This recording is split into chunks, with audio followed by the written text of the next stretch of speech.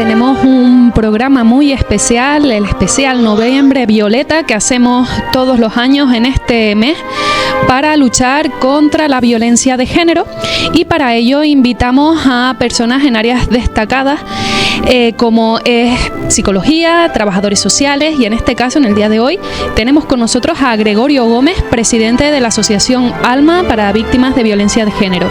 Gregorio, bienvenido. Buenas tardes, Raquel, bien hallado. Muy buenas tardes, Gregorio. Me gustaría comenzar preguntándote por porcentajes. ¿Cuál es el porcentaje de mujeres que viven violencia de género en España? Hombre, atreverse a decir una cifra exacta es imposible, porque como ya sabemos, la mayoría lo sufre en silencio, ¿no? Pero si atendemos a los informes de la ONU, está hablando de 1 de cada 3 mujeres, nada más que hay que echar números. Estaríamos que en España podía haber perfectamente en torno a 7 millones, 8 millones de mujeres. Vamos a reducirlo a 2 si queréis. ¿Se está produciendo un aumento? ¿Se ha estancado? Bajo mi punto de vista se está produciendo un aumento, sí, sobre todo en la población más joven, en las chicas más jóvenes. Está aumentando de manera muy escandalosa, sobre todo, nada más que hay que ver los datos de violencias sexuales, ¿no? De las cantidades de aumentos de acosos y violaciones que se están sufriendo. Sí, de hecho tenemos una colaboradora en No Me Cuentes Cuentos que se dedica a estudiar la violencia sexual, también la trata, y lo refiere a la pornografía, ¿no? Al acceso que tienen los jóvenes hoy en día a ver este tipo de contenido y que lo experimentan y lo trasladan a la vida real. Claro, ellos buscan información, y hoy en día tenemos todos en la mano una herramienta con el móvil. Y te da acceso a todo. Si tú no lo has enseñado, no lo has educado a lo que son las relaciones sexuales, a lo que es una relación sana, verdadera, pues ellos lo van a buscar en el teléfono y van a creer que eso es la realidad. Entonces lo llevan luego a cabo. ¿Te acuerdas de 50 sombras de Grey? Sí, como para olvidarlo. Bueno, pues por desgracia nosotros hemos tenido casos de chiquitas que habían leído ese libro, que habían visto la película, y por desgracia firmaron un acuerdo con el maltratador, con su pareja, y pues la llevó a un campo, en un cortijo abandonado, la dejó atada allí con cadenas a una verja, desnuda, y él iba cuando quería. Madre mía. Y no le daba de comer, y a lo mejor no iba solo, a lo mejor iba con los amigos. Por desgracia, hay que tener mucho cuidado y hay que invertir en educar, si queremos que esto no vuelva a repetirse y no vaya en aumento como está yendo. Claro, porque la base de todo esto y donde hay que poner más el foco es en la educación. 100%, es la única herramienta. Por desgracia, a las casas de cada familia no podemos ir. Pero tenemos un sitio donde podemos educar a las futuras generaciones, que es los centros educativos. Pues aprovechémoslo. Es echarle más cargos al profesorado, pero es el único sitio donde podemos transmitir este mensaje y hacerles ver que la igualdad es otra cosa, que no es lo que estamos ejerciendo en el día a día. Entonces, para eso hay que crearles herramientas, hay que darle formación al profesorado para que puedan implementar la igualdad en todas las materias. Es la única manera de cambiarlo, no hay otra. Como presidente de la Asociación Alma recibirás casos casi a diario y bueno, me gustaría preguntarte qué hacen las asociaciones al respecto, cómo pueden ayudar a las víctimas. Mira, lo primero es nuestras 2 reglas fundamentales. No juzgamos ni con la mirada, porque ellas necesitan sentirse entendidas, no juzgadas. Y luego hay una palabra que me encanta, que es apapachear, que es abrazar con el corazón. Ellas necesitan ese calor humano para sentirse a gusto y encontrar un espacio donde abrirse y contar lo que están pasando. Eso es lo primero, escucharla, y en función luego de lo que nos cuenten que están viviendo, de la situación que tienen, pues empezamos a utilizar herramientas y distintas acciones, ¿no?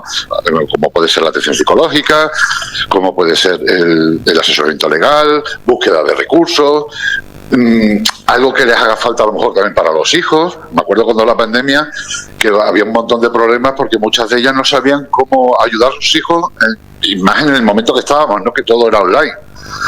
Pues bueno, pues nosotros buscamos una asociación de profesores y profesoras que les daban clases particulares gratuitas. Hay que buscar lo que ellas necesitan y en función de sus necesidades adaptarnos nosotros para ayudarlas. ¿Cuáles son los principales miedos que tiene la víctima? Porque últimamente he escuchado mucho el factor temporal, ¿no? Que es como que porque tardes mucho en denunciar ya pierdes credibilidad, ¿no? Lo he escuchado últimamente en la televisión también con este tema de rejón, ¿no? De ese miedo de que no te crean. Eso lo dice la gente que no sabe qué es realmente lo que es el acoso, una violación, lo que no saben qué es la violencia de género. Ya el Tribunal Superior de Justicia lo ha dicho, que no se puede juzgar a una víctima por no haber denunciado antes. Ella tiene un montón de miedos, dependiendo de las circunstancias de cada una de ellas. Pero principalmente cuando hay hijos, por ejemplo, el miedo es ¿dónde voy a estar con mis hijos? ¿De qué van a comer? ¿Cómo los voy a vestir?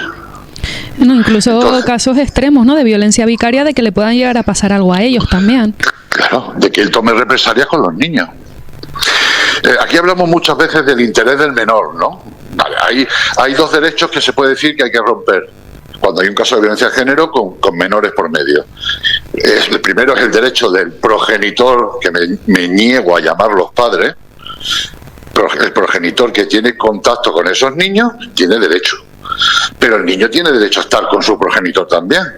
Y a un niño tampoco, dependiendo de la edad, le vamos a meter en la cabeza en un asunto de mayores, ¿no? Por decirlo de alguna manera. No te vas a poner a una criatura de 3 años a explicarle cuál es la situación que se está viviendo, ¿no? Entonces, ¿dónde está el fin del menor, en lo que es los derechos de ese menor? Pues habrá que pensar que a lo mejor que lo primero es ponerlo a salvo. Eso es lo primero y fundamental.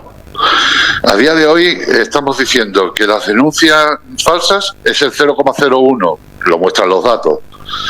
Por lo tanto, el 99,99 pues serán denuncias reales. Luego que se pueda demostrar o no ya es otra cosa. Pero si son reales y hay menores por medio, lo primero es proteger a esos menores. Pues habrá que tomar medidas cautelares en ese sentido. No se hace. Sí, hablamos de este factor temporal, que es una idea preconcebida, y también me gustaría preguntarte, Gregorio, ¿es también una idea preconcebida que si, por ejemplo, vas al juicio con una indumentaria que no es adecuada para ello, se te puede juzgar por ello? Un claro ejemplo de eso es el caso de la manada, de los Sanfermines. Sí. A esa mujer se le acusaba de cómo iba vestida, de cómo si ha bebido o no ha bebido. Perdóname, no entendemos el problema. Mi hija, yo tengo una hija, tengo 2 hijas, y si ellas quieren ir desnudas por la calle, tienen toda la libertad de hacerlo. Nadie la puede tocar. Exactamente, sí. Es así de simple. Entonces, muchas veces, por desgracia, a día de hoy, nosotros hemos tenido que aconsejar cierta vestimenta a las mujeres, porque en algunos juzgados había que tener mucho cuidado cómo se iba vestido. Sí, son estas ideas de que si no vas en chándal, sin peinar, mal, con las ojeras, pues no has sido víctima. Exacto, no estás sufriendo. No pareces una víctima. Es que encima tienes que sufrir y tienes que demostrarlo. Como... Exacto. Y además hay que tener en cuenta una cosa también. La mayoría de las víctimas de violencia de género, dependiendo del momento de cada una, el tiempo lo que haya vivido cada una, siempre intentan ocultarlo eso. Por lo tanto, delante de los demás intentan dar una imagen totalmente distinta. Si una mujer, quiere ir vestida, maquillada, peinada, como recién salida de peluquería, tiene todo el derecho. No por eso deja de ser víctima. Es que ponemos muy poco el foco en el maltratador, pero ponemos mucho el foco en la víctima. Sí, es como que al final, aparte de tener este problema, es ella la que se tiene que encerrar, ¿no? No puede a lo mejor pasar por cerca, ¿no? Aunque no tenga esto de la orden de alejamiento, ¿no? Pero es como que encima, aparte de que tiene este problema, tú te tienes que cuidar, ¿no? Y en vez de, estás tú encerrada, en vez de que el que tiene que estar encerrado es la otra parte. Por desgracia, a día de hoy es lo que estamos haciendo. Estamos metiendo muchas veces a las mujeres en jaulas, en teoría, entre comillas, de oro. Pero la realidad es que ella, por ejemplo, una mujer que está sufriendo esto, que ha dado el paso de denunciar, está en un momento de estrés brutal. Entonces, esa mujer lo que menos necesita es quedarse encerrada en su casa. Nosotros les aconsejamos mucho que salgan, que hagan deporte, que hagan actividades que les gustaban o que antes les gustaban y dejaron de hacer, porque lo que necesitan es no tener todo el día su pensamiento en lo mismo, porque si no lo que hacen es hundirse más en el pozo. Y entonces cuesta mucho más sacarla. Claro, porque el pensamiento también de muchas de las personas que atendemos, ¿no?, en la asociación, yo como asesora jurídica, es la culpabilidad de decir, ¿cómo voy yo a salir si yo tendría que estar mal? No tendría que estar haciendo deporte y a lo mejor se me va a juzgar por eso, ¿no? Por lo que hablamos, por no estar mal, soy culpable por rehacer mi vida. Exacto. Y también ese pensamiento que todas tienen, porque es la educación que han recibido, del compromiso hacia los demás, en no pensar en ellas, que donde tienen que pensar primero es en ellos. Mira, yo me acuerdo de un caso de una mujer que sufrió una violación por parte de su pareja de 5 horas, y a los 2 días de haber denunciado de que lo duro que es contar una violación de 5 horas, el poner los audios, porque ella por suerte lo grabó, a los 2 días me llama diciéndome, oye, que ha llegado una carta de la Seguridad Social que no ha pagado el autónomo, ¿cómo le puedo ayudar? Después de lo que le había hecho. Porque todavía siente ese sentimiento y esa necesidad de ayudarlo, de que tiene la obligación de, porque si no la que está haciendo lo mal es ella. Sí. Y ella no tiene culpa de nada. No, y además que estas personas también se agarran, ¿no?, y se aprovechan de otras leyes que quieren favorecer a otros colectivos, como es la ley trans, ¿no?, y hacen estos cambios de sexo que ya cuando hay una causa abierta, pues no es válido, no se permite ese cambio de sexo registral. Pero sí es verdad que ya lo están haciendo incluso previamente y premeditadamente, ¿no?, a cometer la agresión. Ahora los maltratadores lo que hacen es el por sí. Por si mi mujer me denuncia, pues yo ya me voy al registro civil y cambio. Sí, ya lo están haciendo por adelantado, ¿no? Es más, hace poco nos llegó a nosotros, a la asociación, un caso de lógicamente todo el tema de Rejón ha revuelto muchas vivencias, ¿no? Y nos contaba una mujer, pues que su pareja lo había hecho. Y esta pareja ya había estado condenada anteriormente por varios casos de violencia de género. Pero en esta ocasión se va a juzgar por violencia doméstica, que no es lo mismo. Además, que las ayudas que puede recibir esta mujer no tienen nada que ver con lo que si se hubiera juzgado por violencia de género. Exactamente. Y entonces todas esas ayudas desaparecen. Que bueno, luego habría que hablar largo y tendido también de cómo están planteadas muchas ayudas, que deja mucho que desear, ¿no? Pero en un principio esta chica ya ha perdido todas esas ayudas, porque no se ha tenido en cuenta que este hombre ha utilizado mal la ley trans. No es que la haya utilizado mal, es que la han dejado hecha de tal manera que permite utilizarla mal. Gregorio, ¿qué acciones se pueden llevar a cabo para retener o disminuir estas cifras que aumentan anualmente? La única acción que puede disminuir esto es pensar a largo plazo, invertir en educación, el llevar la igualdad a las aulas, en todas las materias, y ir cambiándolo poco a poco, porque si no esta mentalidad va a seguir. No por prohibir muchas acciones, no sé, te puedo decir, hay muchos tipos de música, ¿no?, muchos tipos de canciones que pues influyen también en la juventud y llevan a esto. No hay que prohibirlo, hay que enseñar lo que está mal. Y hay que enseñar a las futuras generaciones lo que es realmente la palabra respeto, que ha desaparecido. Tenemos que tener en cuenta que estamos ahora mismo, venimos de una pandemia que ya trae de fondo largo, ¿vale?, porque la salud mental de la sociedad ha bajado, no estamos muy bien. Y si a eso le añadimos que la clase política, que es la más visible de cara al público, utiliza constantemente la violencia verbal, por lo que normaliza el uso de la violencia, pues entonces ya acá arriba o no.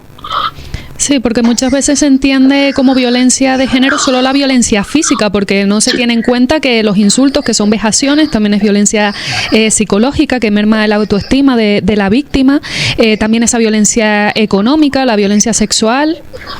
Claro, por desgracia la sociedad, y te digo, yo fui el primero que lo reconozco, que yo en un principio lo que identificaba como violencia antes de entrar a este mundo, que lo único que identificaba como violencia era el ojo morado. Lo demás no lo conocía. Y es el problema que tiene la violencia de género. La sociedad no sabe qué es. Y si no lo sabe, no lo va a identificar. Y únicamente va a seguir identificando como violencia las agresiones físicas. Es más, en los juzgados a día de hoy la violencia psicológica, que está siempre presente, es la primera, y está siempre presente en el resto del maltrato, yo no la veo en la mayoría de los casos condenadas. Sí, cuesta mucho probarla. Sí. Claro. ¿Y por qué nos cuesta mucho probarla? ¿No será que no hay herramientas suficientes para que los jueces puedan tener información y decir que eso está ocurriendo? ¿No hay suficientes personas dentro de los institutos de medicina legal y con la formación, concienciación necesaria para poder atender y todos los casos que surgen con la mayor celeridad posible?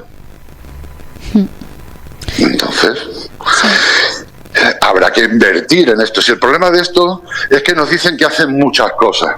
Vamos, el caso de Errejón ahora mismo. Ahora los partidos están echando en cara de que si tienen protocolo no tienen protocolo. Pero es que todos seguramente los tengan los protocolos. Lo que pasa es que no invierten en desarrollar esos protocolos. La ley de violencia de género necesita de una inversión.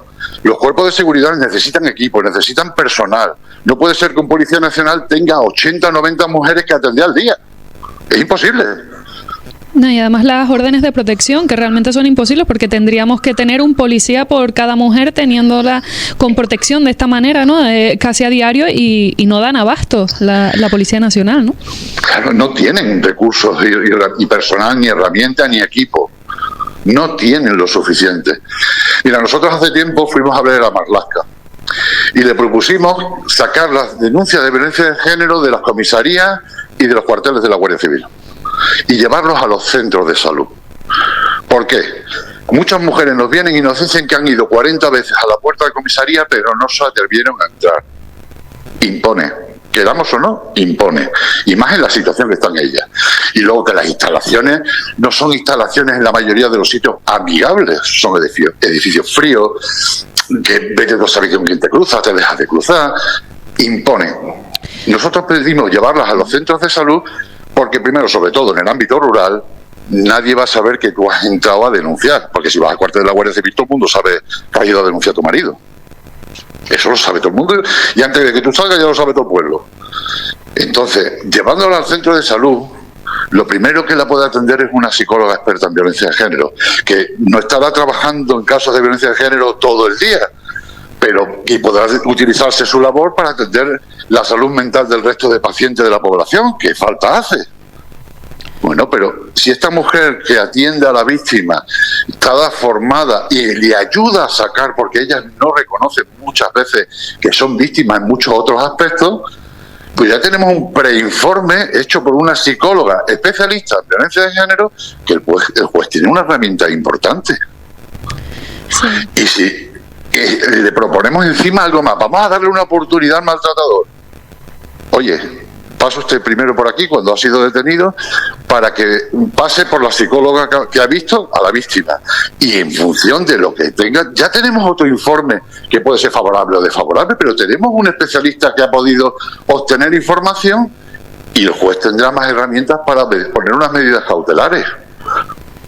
Sí, afortunadamente aquí en Canarias estamos instaurando los centros de crisis 24 horas, ¿no? Donde ya no son esos espacios tan hostiles, sino se intenta que sea lo más cómodo posible para la víctima, al igual que también se debería mejorar en los juzgados, ¿no? Porque cuando vas a atender a las víctimas están todas en una misma sala con los abogados mezclándose las conversaciones, que te enteras tú de todo lo que está pasando ahí dentro y de todos los casos de cada una de ellas.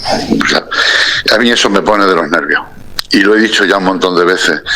Tenían que poner un micro ahí y escuchar los jueces y las juezas lo que cuentan. En un sitio que se encuentran cómodas, en un sitio donde tienen delante a otra mujer que ha sufrido lo mismo. Y se abren totalmente. Luego les cuesta mucho contar lo mismo delante de un juez, porque la situación les impone. Pero es que lo que me parece lamentable es que si ha habido 5 casos un día, los citen a todos a las 9 de la mañana. Exacto, sí. Ya te tocará declarar cuando te toque, que yo he ido acompañando a víctimas y he salido a las 4 o a las 5 de la tarde del juzgado. Sí. Esa mujer se tira ahí horas machacándose, la están machacando con esa forma de hacer, porque esto es, vamos, yo tengo que trasquilar las ovejas, las tengo todas en el corral y las voy cogiendo cuando quiero. No, perdone usted, no. Hay que tener un poquito de empatía y de saber que la persona que está ahí, el hecho de hacerle esperar tantas horas le está haciendo sufrir. Sí. Estoy totalmente de acuerdo. Incluso también podríamos hablar del tema de los abogados de oficio que no tienen la especialidad en violencia de género y que te puede tocar a alguien que es especialista en mercantil y no sabe lo que está haciendo, ni tampoco sabe tratar con la persona en esos momentos que está como está, ¿no? Emocionalmente. Abogados de turno oficio, jueces en teoría especializados en violencia de género, que lo que saben es aprobar un examen, se puede decir. Tienen formación, pero ¿y concienciación y sensibilización? ¿Tienen? Muchos no. Por desgracia, aquí en Badajoz hemos tenido un caso de un juez que era lamentable. Machacaba a las mujeres y se lo ponía en bandeja a los hombres. Pero es el que estaba nombrado porque había cogido esa plaza y tenía la formación en teoría. Es más, yo te digo que conozco casos donde dentro de los cuerpos de seguridad hay agentes dentro de las unidades especializadas para atender a víctimas de violencia de género que son maltratadores. Sí, pero tienen su plaza. Es que pueden estar en cualquier lugar y normalmente pues se achaca a los barrios, ¿no? Bueno, esto es porque es no me gusta hablar de clases, pero es el tema de decir, no, es que es de barrio o tiene poca educación, entonces ahí es donde está la violencia, pero realmente la violencia está en todos lados. La violencia está en todos lados, pero cuando tú preguntas a la gente te va a decir esto es de clase baja. No tienen educación, son gente así. Y yo digo, pues no, estáis muy equivocados. Lo que pasa es que es la visible. Pero donde más se da la violencia es en todos aquellos ámbitos donde se acentúa el poder. Poder político, poder económico, poder social, cualquier tipo de poder. Ahí donde más hay más violencia. Caso claro, Errejón. De hecho, sí. Sí, este caso viene incluso perfecto para cerrar aquí la tertulia porque, claro, hay muchas mujeres que acuden, ¿no?, a la asociación y a mí me lo comentan y me dicen, es que yo no quiero denunciar porque es una persona influyente, tiene poder y al final, pues incluso hasta termino mal yo y tienen ese miedo, ¿no?, de que se aprovechan, como comentas tú, como Errejón, de tener esa posición. Claro que sí. Y ocurre más a menudo de lo que pensamos. Por desgracia es así, porque a día de hoy no se hacen las cosas bien. Mira, una cosa muy clara, cualquier mujer que vaya a denunciar por violencia de género tiene derecho al asesoramiento legal. ¿No? Toda mujer. Da igual su clase social, su estatus económico, da igual. Todas tienen derecho a un abogado especializado en violencia de género que la atienda antes de poner la denuncia. Sí. Todavía no he visto yo, y he acompañado a muchas mujeres a poner la denuncia, que el abogado la asista antes de poner la denuncia. Sí, es que no lo he visto. Es que de hecho se debería ir con ese abogado, ¿no?, que la apoye tanto de temas jurídicos como emocionalmente y bueno, es que realmente hay veces que se desconocen estas herramientas. Por ejemplo, aquí en Canarias tenemos el CIAM, ¿no?, que es este centro de ayuda tanto de trabajadores sociales con asesoría jurídica, también psicológica, y ellos se encargan de ello, pero claro, hay tal desinformación que incluso se desconoce, ¿no?, que no solo está el 016, no se puede denunciar en las comisarías, también en los hospitales, pero también en las farmacias, para que se vea, para que como decías tú anteriormente, por ejemplo, cuando vives en un pueblo, que no se entere todo el mundo que vas a ello, ¿no? Vas a denunciar a tu pareja por maltrato, ¿no? Entonces, claro, es que hay muchas cosas que no se hablan porque la violencia de género no deja de ser un tema tabú. Y que hay muchos intereses creados en ella, porque hay más de la que realmente estamos viendo y donde más hay, estamos hablando de donde más poder hay. Entonces eso no interesa que tampoco que salga a la luz. Sí. Mira, hay una de las cosas, yo hago mucho hincapié en el tema de la necesidad de abrirle los ojos a la sociedad para que realmente se den cuenta de lo que está pasando, ¿no? Pero es que se hacen muchas cosas mal. Ahora mismo con el caso de Errejón se está culpabilizando mucho a las mujeres por no haber denunciado antes, por ser todas ahora que lo dice una, pues ahora pues vamos diciendo nosotras, pero no damos datos, puede ser verdad, mentira, ¿no? La mayoría de las mujeres, por desgracia, después de dar el paso de poner la denuncia, sufren una cosa que es, se puede decir, un machaque social de su entorno. Sí. Porque ellas, como medidas de precaución y de prevención de sufrir más, ¿no?, pues justifican muchas veces los hechos que ellos hacen delante de los demás, delante de la familia, delante de los amigos. Intenta ponerlo a él como un muy bueno. ¿Por qué? Porque si ellas hablan mal y él se entera, las consecuencias las paga luego. Entonces, ¿qué pasa? Cuando dan el paso, y denuncian y cuentan la realidad que estaban viviendo, toda esa gente que estaba detrás dice, oye, pero si tú decías que era muy bueno, si tú decías que te ayudaba con casa, que es una palabra muy típica, que te acompañaba, que hacía los recados, que te trataba muy bien. No, pero es que esa no es la realidad es la que está contando ahora. Pero a ella se la está culpabilizando porque le dicen que está mintiendo, porque ya llevaba protegiéndose tiempo atrás, contando otra historia distinta. No, y no solo contando esa parte positiva, sino también por el hecho de que esa parte negativa da vergüenza asumirla, porque después vuelves con esa persona y también se te culpa, de como te está maltratando y tú vuelves con él y ahí ya se vuelve a juzgar. Claro. Mira, yo explico eso de una manera muy sencilla. Cuando nosotros venimos a este mundo somos un puzzle totalmente desmontado, ¿no? Un puzzle que vamos a la tienda del Toys R Us, lo compramos y viene en su cajita. Nacemos y ese puzzle se empieza a montar con la educación que vamos recibiendo en casa, con la familia, cuando salimos al parque, cuando empezamos a la guardería, la música que escuchamos, los cuentos que nos cuentan. Ese puzzle se va formando. Es muy normal que si en una casa, por lo mejor son vegetarianos, la criatura salga vegetariana.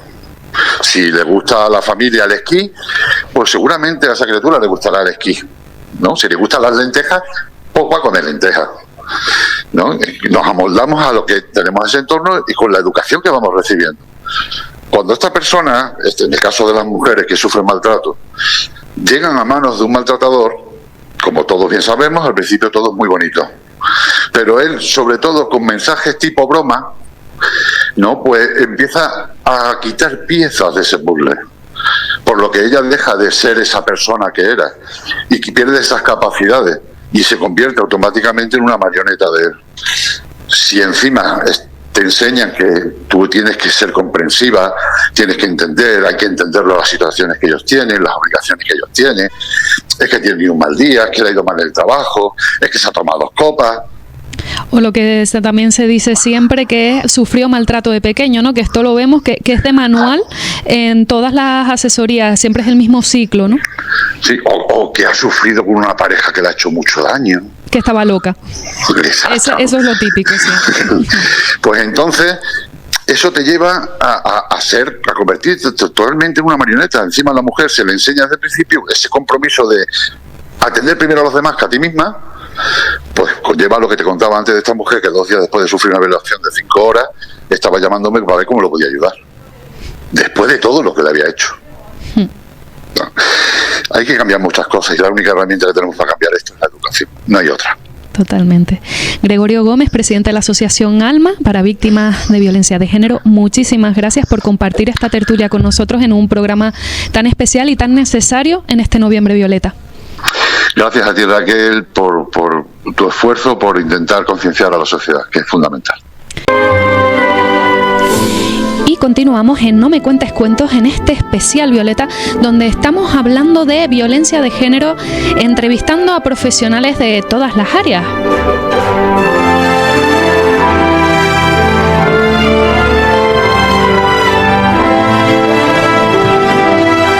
Tenemos con nosotros a Sol, voluntaria de la Asociación Alma para Víctimas de Violencia de Género. Soledad, bienvenida. Hola, ¿qué tal? ¿Qué tal? Profesional de la Asociación Alma contra la Violencia de Género. Fui voluntaria durante un tiempo, pero ya por fin soy profesional de la entidad. ¿Qué tal? ¿Cómo estás, Raquel? Encantada de tenerte aquí con nosotros y de que puedas compartir tu experiencia y tus vivencias en la asociación con respecto a este tema. Un placer poder compartirla. Sol, me gustaría comenzar preguntándote qué tienen en común la educación social y la violencia de género. Pues mira, la educación social en sí tiene una parte fundamental en nuestra sociedad, ya que concienciamos, educamos, reeducamos y sensibilizamos. En este caso en concreto, con el tema de la violencia de género, a través de centros educativos, organismos, instituciones, empresas, en diversidad de entidades donde aportamos nuestro grano de arena e intentamos concienciar lo máximo posible y educar sobre esta problemática que realmente está tan sumamente presente, pero que se sigue considerando como un invento. Y es algo que cada día afecta más, o sea, es algo que siempre ha estado presente, pero actualmente la visión que se tiene de la violencia de género, sobre todo en el sector juvenil, ya sea por las radicalizaciones, ya sea como se interpretan en los diferentes centros a nivel social, es una barbaridad el incremento de violencia de género que estamos viendo, sobre todo con referencia a la violencia de género digital, la violencia de género en familias, etcétera, y que se van añadiendo factores en violencia de género, no solo a través de poder concienciar, a través de instituciones y demás, sino que se nos añade temas como las redes sociales, el incremento de todos esos factores. Lo único que hacen es multiplicar esa problemática que sigue estando tan presente y que, por desgracia, nos va a costar una barbaridad erradicarla. Eso no creo ni que lo vea yo, ni que lo vea mi hija, ni que lo veamos en muchísimos años. Ojalá.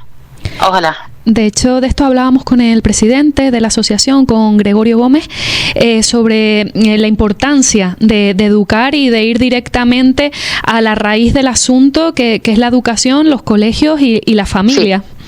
Sí. A ver, el problema, cuando desde la base no se tiene una auténtica concienciación, es decir, desde los centros educativos se educa, se reeduca, pero es que también la base tiene que ir desde casa, la base familiar. Si eso no existe, se proyecta a nivel social, se proyecta a nivel de amistad, a nivel de relaciones laborales, relaciones sentimentales.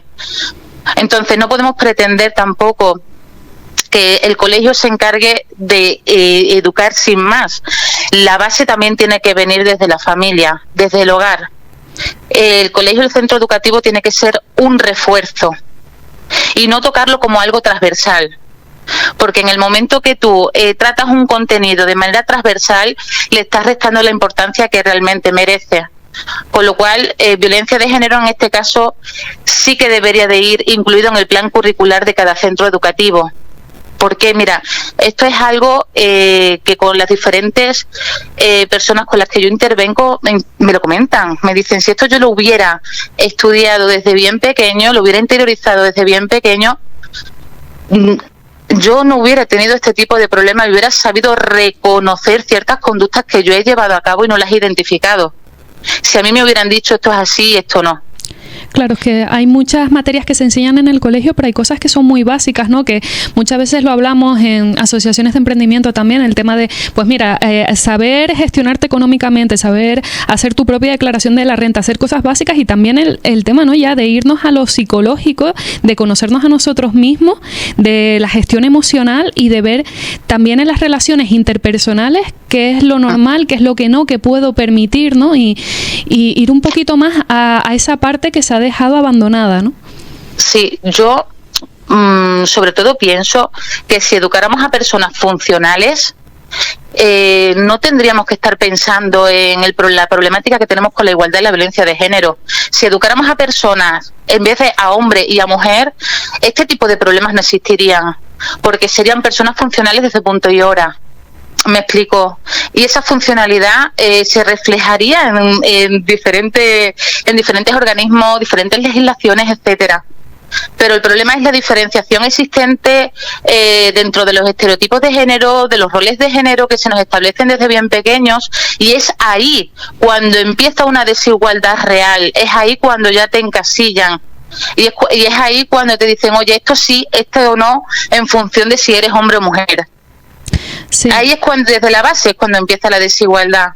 ¿Qué pasa? Que una vez establecida esa base, ahora, ya de adulto, tienes que intervenir con una persona con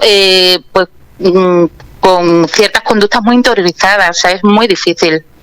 Sí, de hecho, en la parte personal, mi madre es profesora de infantil, ¿no? Y tiene pues estas situaciones en las que un niño pues quiere ir a jugar con la cocinita, entonces ya hay un revuelo de los otros niños llamándole pues maricón, ¿no? Porque está jugando con un juguete que a priori es para niños, ¿no? Y yo me acuerdo también de ver en los anuncios los juguetes, ¿no? Que las cocinas eran rosas y eran para las niñas, y los Action Man para los niños, y está como muy determinado. ¿Eso está cambiando? Quieren cambiarlo, intentan cambiarlo. De hecho, sí que es cierto que en muchos folletos publicitarios, inclusive en ciertos canales de infantiles y demás, la publicidad intenta integrar a los ambos sexos, pero todavía no está normalizado, ni muchísimo menos. Todavía existe esa diferenciación. Todavía tú entras en una tienda de juguetes y ves el pasillo de niño y el pasillo de niña. En fin, se va evolucionando, sí, se va avanzando, sí, pero muy poco a poco. No es tanto como realmente la sociedad cree. De verdad que no. O sea, sobre todo nosotros desde la entidad lo percibimos cuando vamos a institutos, a centros educativos, a primaria, se sigue viendo, los mismos maestros en sí siguen haciendo las diferenciaciones. Y son diferenciaciones que se aplican a niños de primero, segundo, tercero, cuarto, quinto de primaria. Con lo cual ya la base sigue estando ahí. ¿Me explico? Entonces yo soy consciente de lo difícil que es y que todavía no está tan avanzado lo que es el tema de la igualdad en ese sentido, ni muchísimo menos, todavía queda. Sí, de hecho, como comentas, se van dando pasos, pero no hay un gran avance que podamos ver que hay un gran cambio, ¿no? Por eso te quería preguntar, ¿son efectivas estas píldoras de igualdad que se imparten en los centros educativos actualmente? Desde mi punto de vista, no. Y es un poco, vuelvo antes a lo de antes. Es decir, si yo, por ejemplo, trato de manera transversal algo tan sumamente importante como es la igualdad, en este caso, ¿realmente le estoy dando la importancia que verdaderamente merece? O sea, si yo trato este contenido 2 días al año, ¿realmente el alumno y la alumna están percibiendo que este contenido es importante?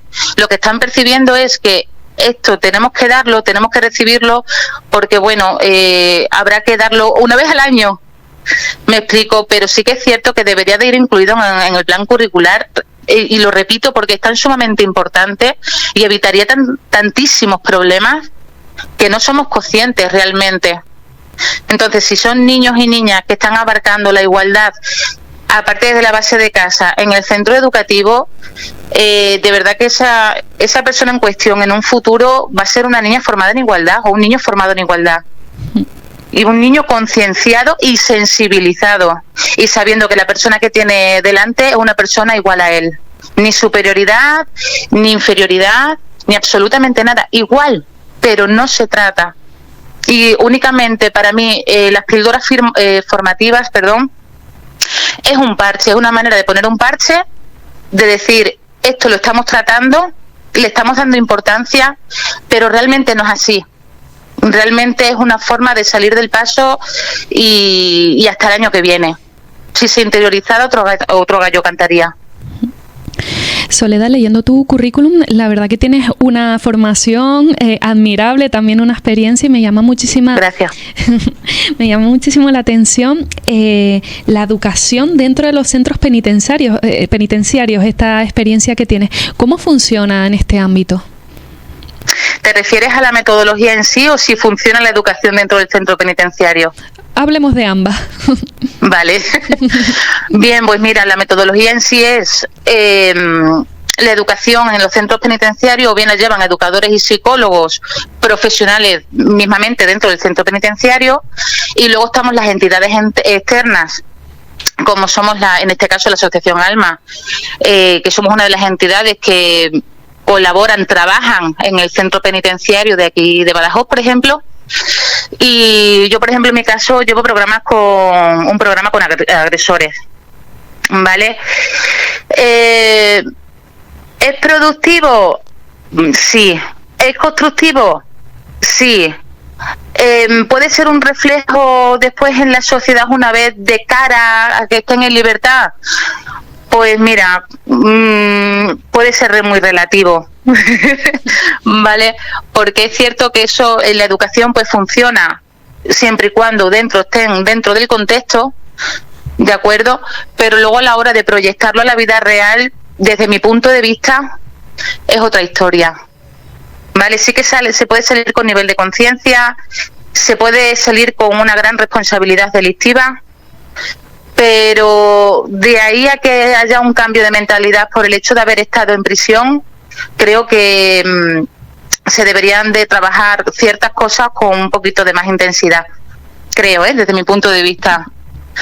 Pero no obstante, toda educación recibida obviamente es bienvenida. Siempre que sea enfocando hacia lo positivo, siempre es bienvenido.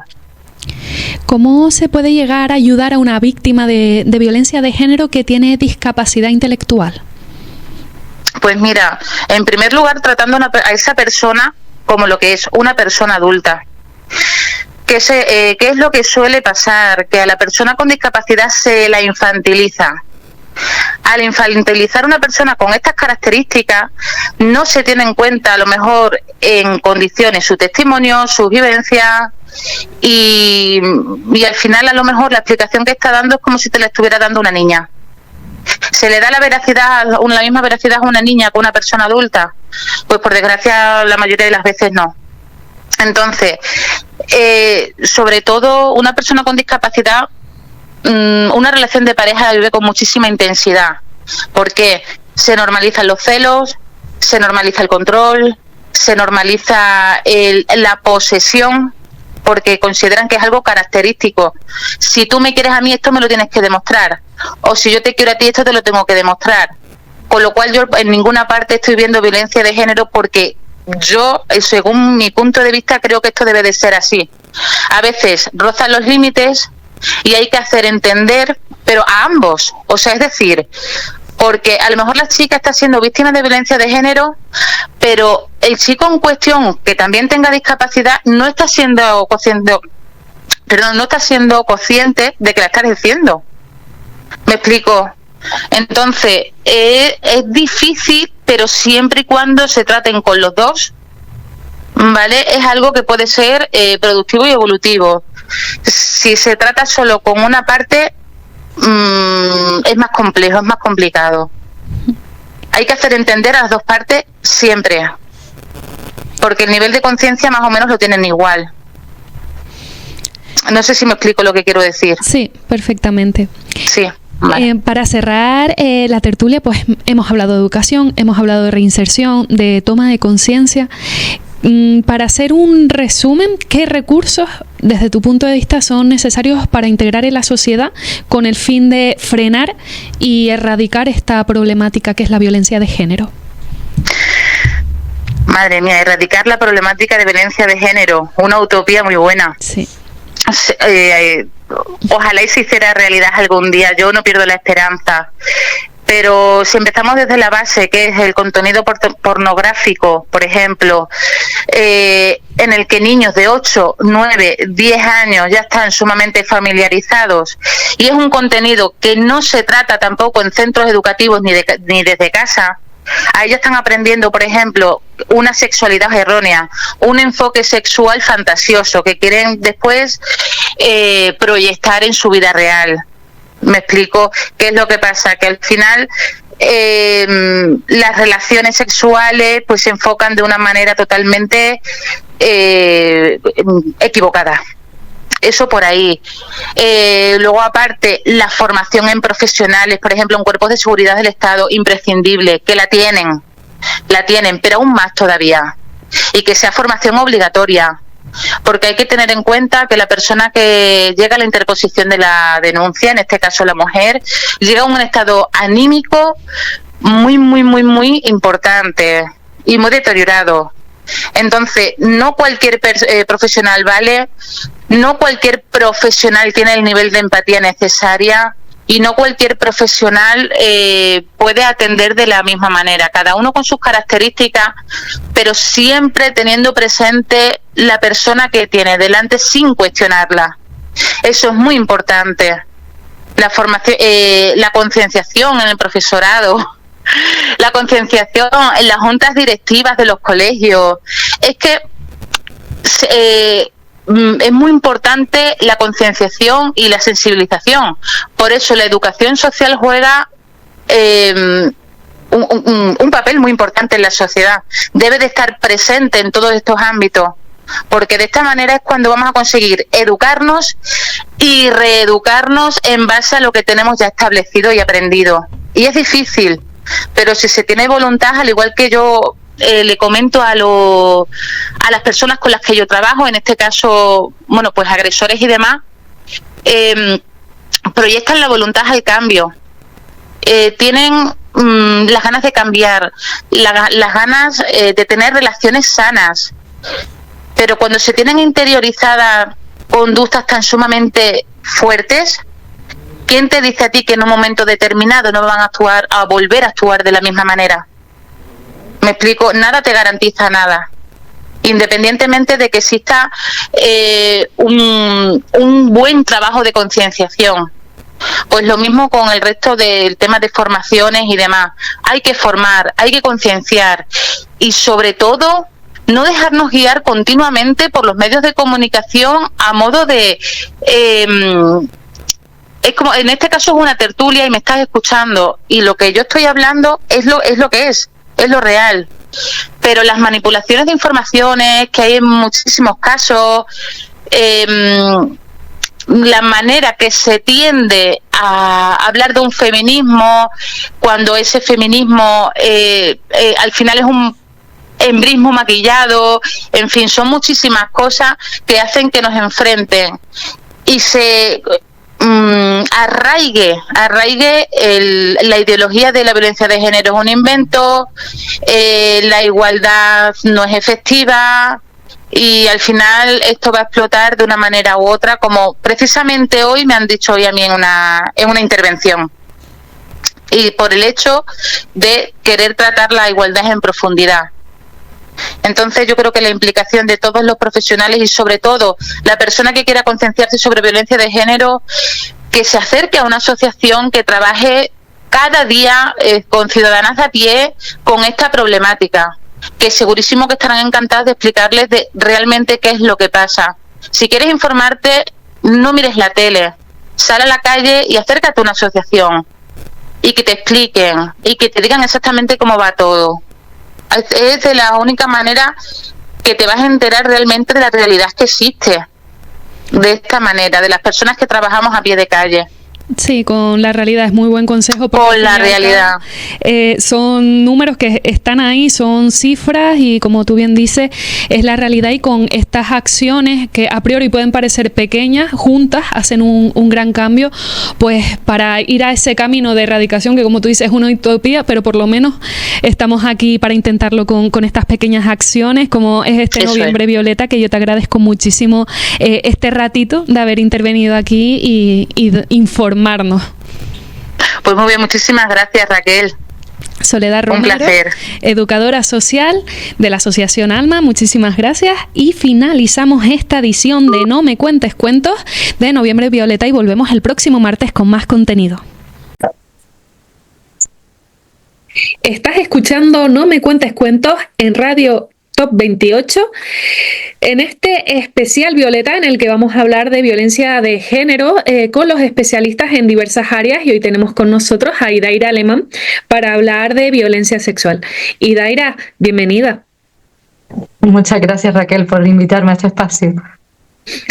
Idaira, me gustaría comenzar preguntándote qué relación tiene la pornografía con la violencia. Pues la pornografía desgraciadamente influye muchísimo, ¿no?, en la violencia. Al final, la pornografía influye en la construcción de nuestro deseo y hace que normalicemos lo que vemos en ella. Y el contenido violento está muy presente en la pornografía. Los seres humanos estamos un poco programados para que el deseo sea algo que vayamos construyendo y descubriendo, ¿no? Pero cuando entra en nuestra vida un elemento tan impactante químicamente en nuestro cerebro, esto hace que marque nuestro deseo, que no nos deje desarrollarlo de una manera libre, sino que nos lo condicione, ¿no?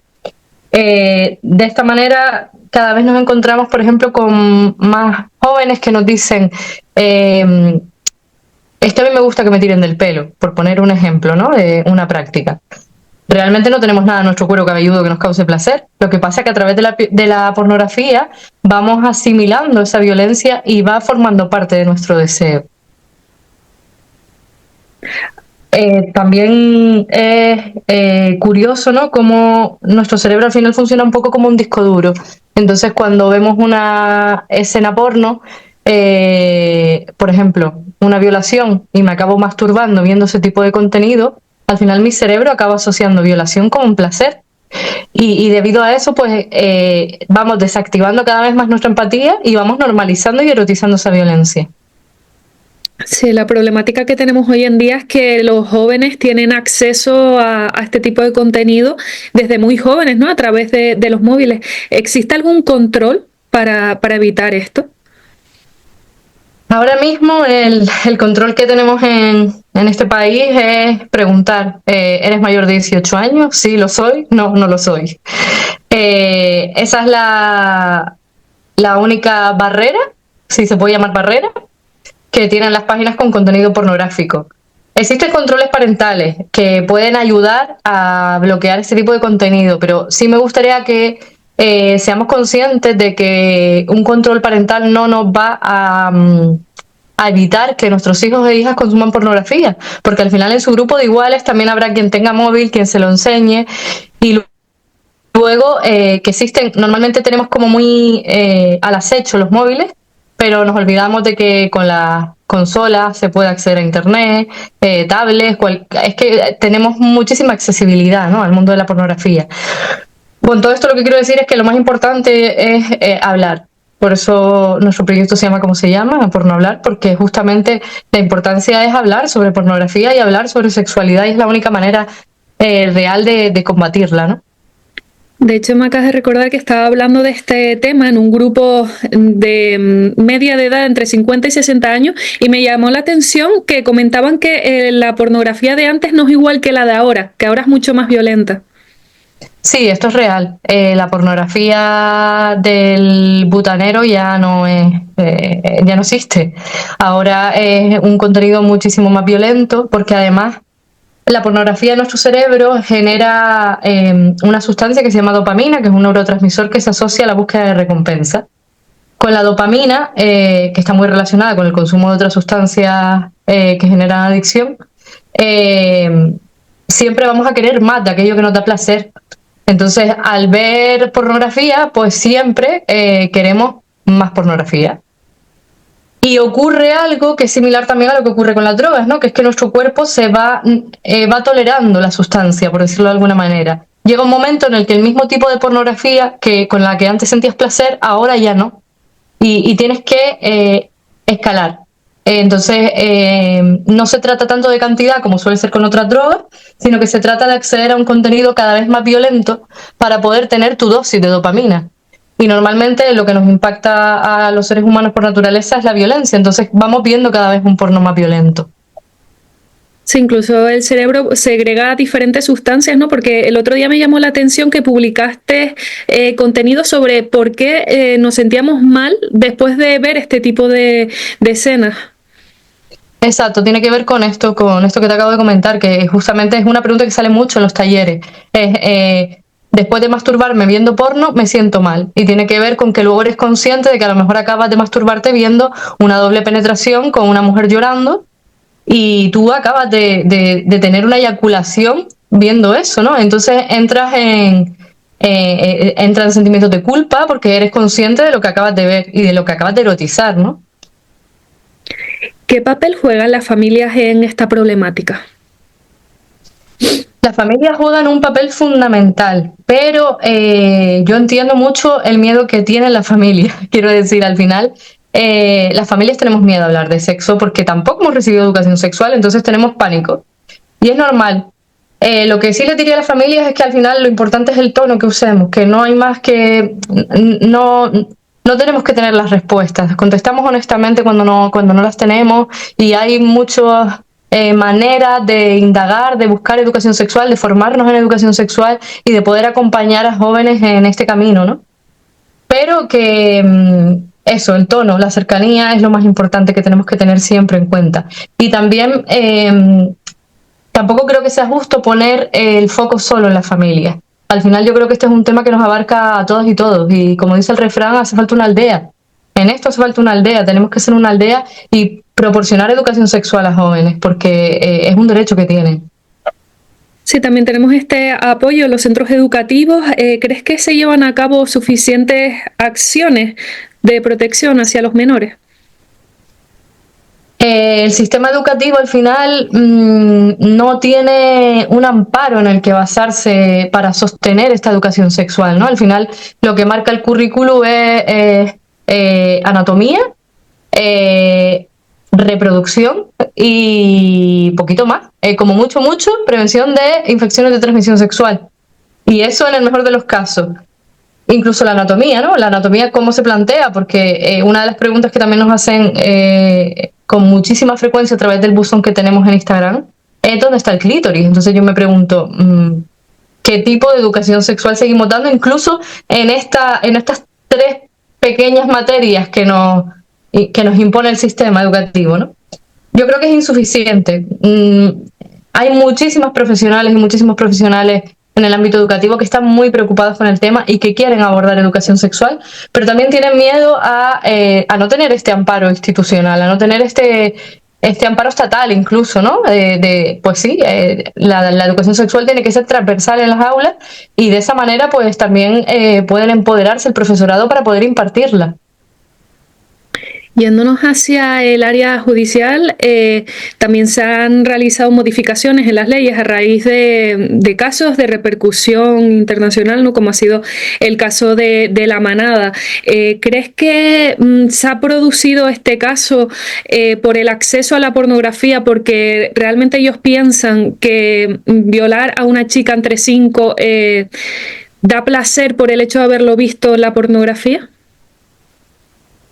Yo creo que puede... A ver, estamos hablando de que 3 de cada 4 jóvenes afirman que el porno es su principal fuente de educación sexual. Y es verdad que hay muchísimos vídeos porno en los que ellas dicen que no a algo, ellos continúan y ellas acaban gimiendo. Si no tenemos fuentes diferentes al porno de donde contrastar la información, sí podemos llegar a creer que aunque una mujer nos diga que no, en el fondo le acabarán cantando. Y este es un aprendizaje de los más peligrosos que existe en la pornografía. Hace poquito estuve en un centro de menores y nos decían que el 80% de los que estaban allí estaban cumpliendo medidas por delitos de violencia sexual. Es un número muy alto, ¿no? ¿Qué está pasando? Porque es que al final sí que nos encontramos mucho con esta realidad. Yo sí creo que puede influir claramente. De hecho, el año de La Manada, el vídeo Mapisto era una violación en manada. Y está claro que esto tiene un impacto, ¿no? Y que es una herramienta del patriarcado estupenda para seguir desequilibrando y generando desigualdad, ¿no? Desde tu punto de vista, ¿qué acciones crees que deben incrementarse para frenar la violencia sexual? Pues yo creo que hace falta, por un lado, leyes que protejan de verdad a nuestros niños y niñas, porque todos y todas estamos influidos por la pornografía. A mí esto es algo que me gusta recalcar porque es verdad que hablamos mucho de jóvenes y de adolescentes, pero al final todas y todos tenemos esa influencia del porno, de una manera o de otra. Es verdad que la pornografía no era igual, pero aún así tenemos muchísima influencia de la pornografía. ¿Qué sucede? Que además ahora pues están accediendo, como hemos dicho, a edades muy tempranas. No puede ser que un niño con 8 años tenga acceso a pornografía, porque al final, cuando años más tarde lleguen las relaciones sexuales, tendrá una imagen totalmente formada de lo que es el sexo en base a lo que ha aprendido del porno. Así que, por un lado, leyes que protejan y que limiten de verdad este acceso.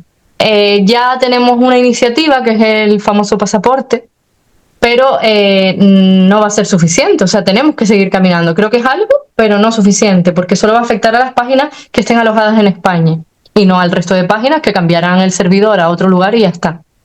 Por otro lado, educación sexual, claramente, porque al final no se trata de generar alternativas saludables de lo que realmente es el sexo, conocer cómo son las relaciones sexuales sanas. Es normal que jóvenes accedan a pornografía porque es que la curiosidad sexual es algo sano. Entonces, lo que tenemos es que preocuparnos el resto de la sociedad de generarles alternativas diferentes al porno para que no tengan que responder a sus preguntas ahí. Yo creo que tenemos que entender claramente que todos los espacios en blanco que dejemos los va a responder la pornografía. Y esto creo que es fundamental, ¿no? Así que, no sé, yo me lo planteo mucho con mi hijo. ¿Le doy respuesta yo o espero que el porno lo haga? Porque es lo que hay. Y luego, por otro lado, no nos podemos ya olvidar de la educación sexual sin previamente hablar de porno, porque el porno está ahí y está siendo una fuente de aprendizaje. Entonces, hay que desactivarla primero para poder luego generar educación sexual. Tenemos que hablar de pornografía. Idaira Alemán, muchísimas gracias por compartir con nosotros este espacio. No me cuentes cuentos y aportar a este especial Noviembre Violeta. Muchas gracias a ti, Raquel. Que nos compartirán herramientas prácticas para alcanzar nuestro máximo potencial. Yo soy Raquel Valle y este es tu espacio para inspirarte, sentir y reflexionar.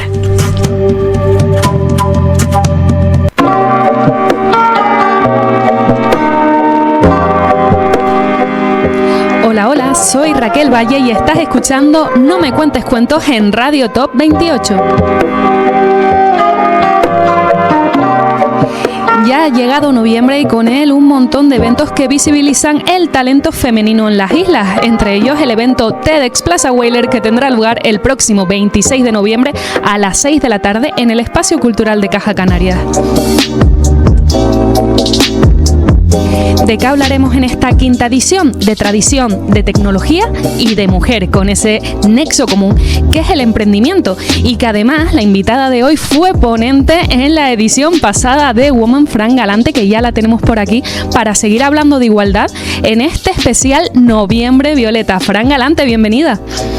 Hola, buenas tardes, gracias. Fran, encantada de tenerte por aquí, la verdad que es un placer compartir contigo.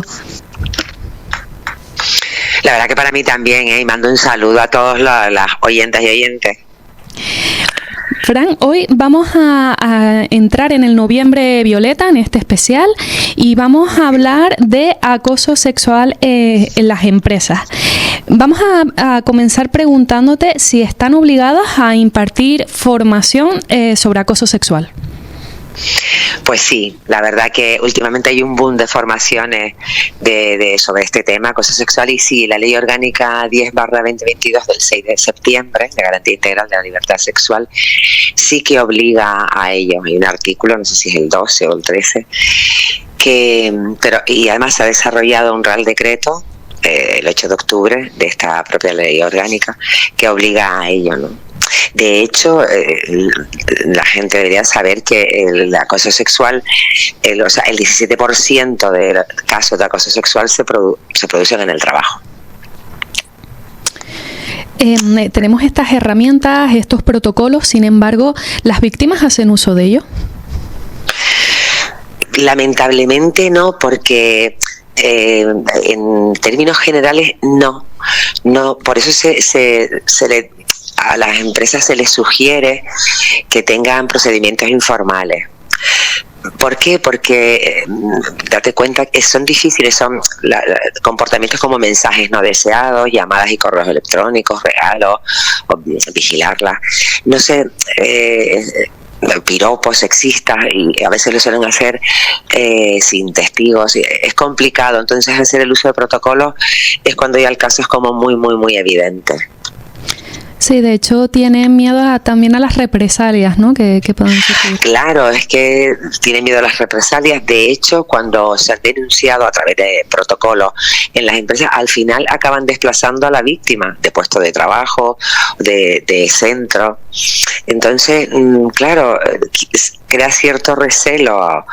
Entonces, lo importante es que la gente esté formada, que sepa qué tipo de comportamientos son los que son susceptibles de ser de acoso, ¿no?, sexual o por razón de sexo. Vamos a hablar un poquito de esto. ¿Cuándo se puede considerar que es acoso una conducta? Bueno, desde luego una conducta no deseada y sobre todo que genera ambiente hostil, ofensivo o sobre todo intimidante para la persona que la recibe, y a eso es acoso. De hecho, tenemos leyes que corroboran la famosa ley del sí es sí, ¿no? Del consentimiento, que tiene que ser explícito, cuando no es no. Entonces, se considera acoso cuando se reitera y hay un ambiente hostil e intimidante. Puede incluir comentarios inapropiados, chistes de contenido sexual, hasta insinuaciones o contactos físicos no consentidos. O sea, la clave es que la conducta sea persistente y que afecte negativamente al bienestar o a la dignidad de la persona afectada. Sin embargo, cuando hablamos de acoso sexual, inmediatamente se tiende a relacionar con mujeres. ¿Los hombres también pueden sufrir acoso sexual? A ver, pues claro que lo pueden sufrir, pero no cabe duda de que el ámbito público, el ámbito del empleo, primero son mayoritariamente hombres, aunque ya la presencia en el empleo está muy igualada, pero con respecto a lo que son puestos directivos, puestos de responsabilidad, que son un porcentaje importante de los que realizan los acosos, como está la mayoría son hombres, pues tiene cierta lógica, ¿no? Y también ese carácter, hay teorías que hablan de la falta de conocimiento y de información sobre la gestión de emociones en el género masculino. Quizás el patriarcado desde luego ha hecho daño a las mujeres y a los hombres de muchas maneras. ¿Sabes? Entonces, el tema de la agresividad o del acoso muchas veces se asocia a la falta de habilidades de gestión emocional, ¿no? Y en ese sentido los hombres como son más propicios a ello, a la falta de esas habilidades. Desde tu punto de vista, ¿son suficientemente fuertes las medidas adoptadas por las empresas? Pues mira, yo considero que no. Aquí hay un tema cultural profundo y ya de por sí los temas relacionados con la igualdad con las mujeres generan cierto rechazo en todos los ámbitos de la sociedad, ¿no? Entonces se requiere un cambio cultural importante, ¿no? Y una formación, sensibilización, datos, que la gente que recibe las formaciones, trabajadores y trabajadoras, entiendan que es una realidad que está ahí, ¿no? O sea, un 17% de casos de acoso que se provoquen en las empresas, en el entorno laboral, pues la verdad que es para tenerlo muy en cuenta. Sí, aprovechando que te tengo por aquí, estás especializada en consultoría de igualdad. Quería preguntarte, porque por ejemplo los protocolos de acoso sexual están obligados a tenerse en España, sin embargo solo hay un 49% de las empresas que lo tienen aplicado. ¿Sucede lo mismo con la ley de paridad? Mira, yo diría que sucede casi con todo. Lamentablemente, cuando surge una ley o un real decreto que obliga, pues ya pues todas las empresas se ponen en marcha, ¿no? Pero ¿qué pasa? Quizás lo que falta por aplicar en el sistema en general para acabar con la problemática es que entiendan que no es va más allá de una ley o de una obligación. O sea, las empresas, las entidades laborales tienen que tomarse en serio que existen problemas de acoso sexual en el trabajo y de acoso por razón de sexo, y tienen que abordarlo de manera seria, entendiendo, o sea, poniendo en marcha, porque los protocolos, cuando yo hago formaciones en muchos centros de trabajo, pregunto a la plantilla si conocen los protocolos y la mayoría de la gente no los conoce. Entonces me da la sensación muchas veces que se hacen unos protocolos y ahí quedan, no hay difusión de ellos, quizás por ignorancia o por falta de información, y entonces no se acaban de incorporar a la cultura organizacional, y ahí veo yo una falla importante. Claro, si las empresas están obligadas a dar esta formación, pero luego no se difunde, pues está quedando ahí, claro, ¿no? Nada. Exactamente, queda un poco, bueno, en el limbo y como una acción que se hace por ley y punto, pero no sentida de verdad y no se incorpora.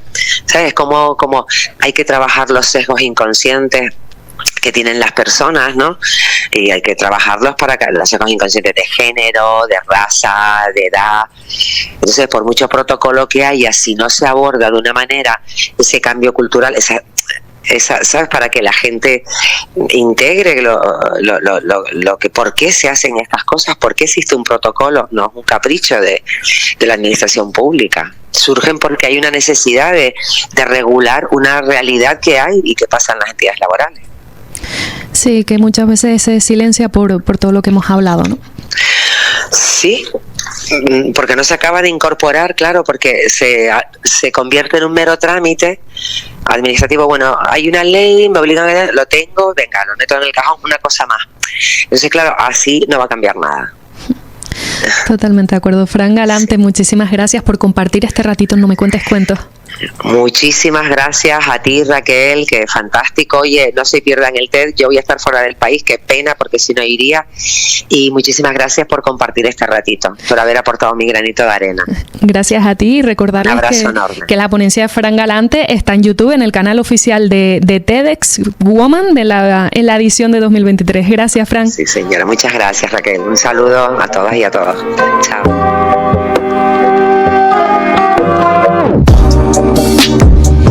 Y continuamos con Esther Torrado en unos minutitos para seguir hablando de violencia de género en este Noviembre Violeta.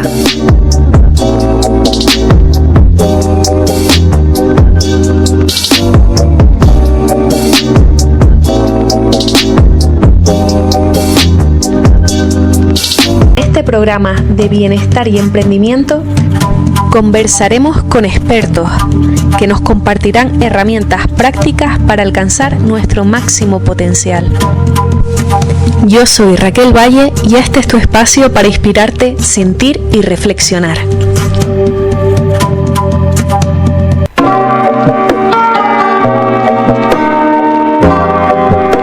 Y continuamos en No Me Cuentes Cuentos en este especial Noviembre Violeta. Y vamos a hablar de la trata de seres humanos con una invitada especial, Esther Torrado, del Instituto Universitario de Estudios de las Mujeres. Esther, bienvenida. Hola, gracias, muchas gracias. Esther, estoy encantada de tenerte aquí con nosotros, de tener tu punto de vista y de hablar sobre este tema tan importante que es la trata de seres humanos.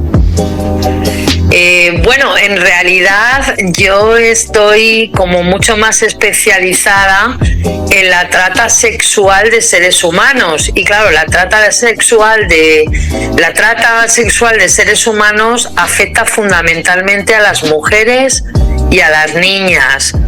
Hay otro tipo de trata, que es la trata con fines de mendicidad, tráfico de órganos, etcétera, etcétera. Pero yo me he especializado en la trata sexual. Está genial que nos lo comentes porque existen diferentes tipos de tratas, como nos has comentado, y además existe un concepto que se está erradicando que es la trata de blanca. ¿Por qué se ha erradicado este concepto?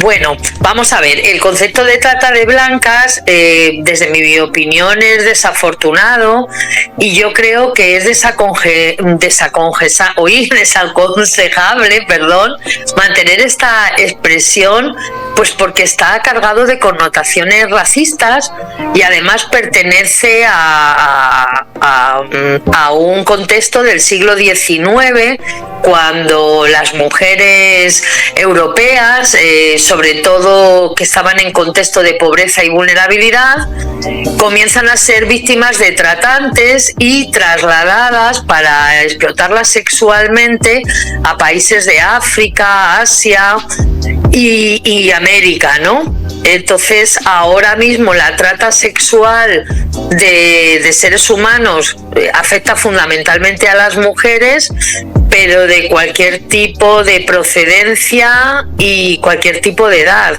Lo que les une es la situación de desigualdad o vulnerabilidad de la que son objeto.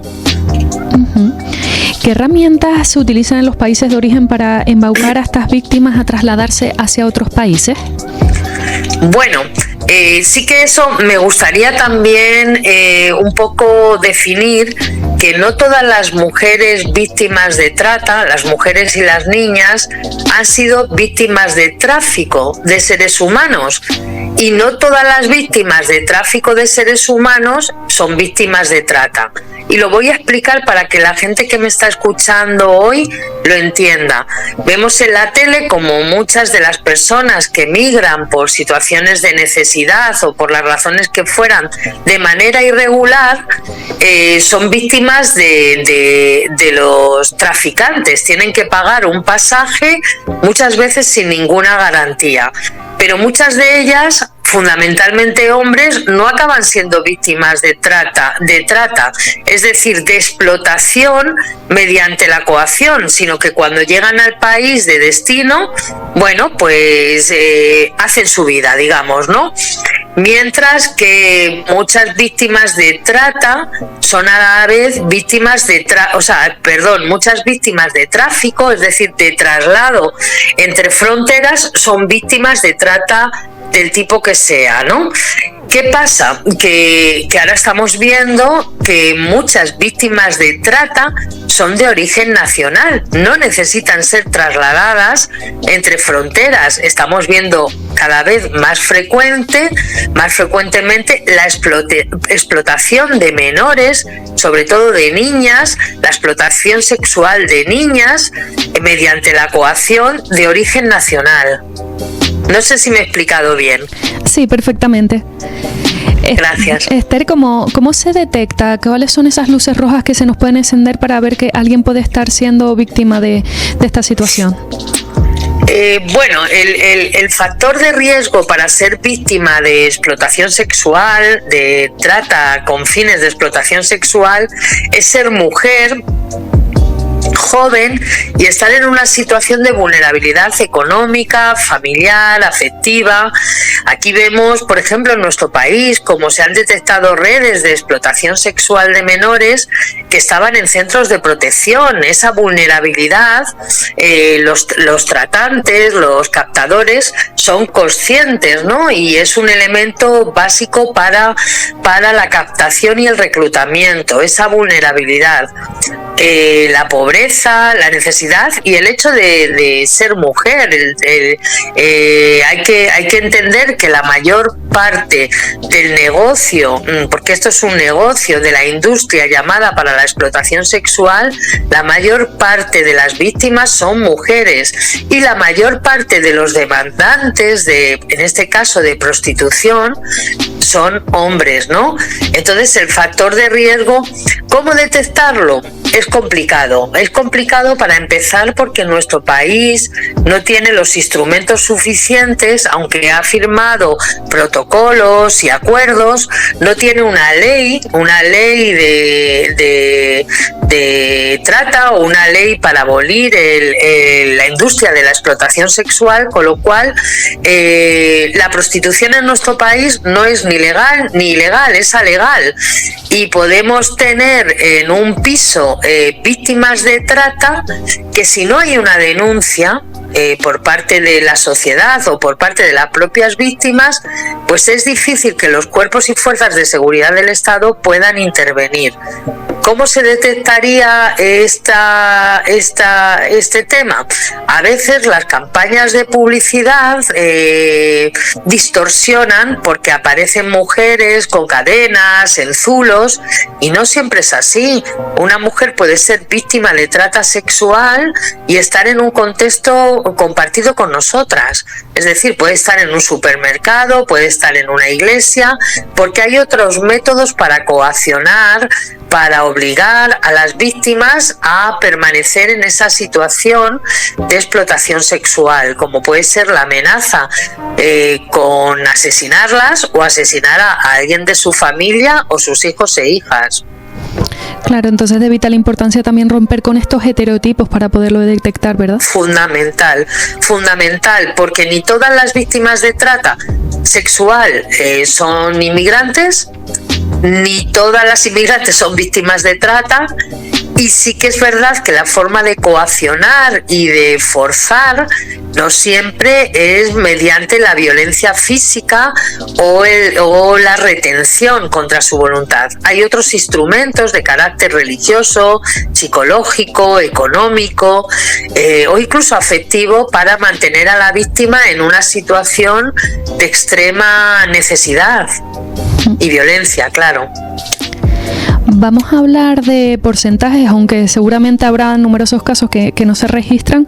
¿Qué porcentaje de reclutamiento de mujeres y niñas de origen latinoamericano existe actualmente en España?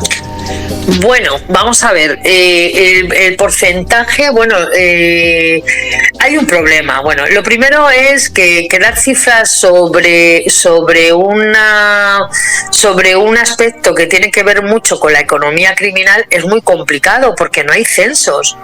Entonces, sí que podemos afirmar a través de los servicios de atención a mujeres víctimas de explotación sexual que ha aumentado el perfil de reclutamientos de mujeres de origen venezolano y colombiano.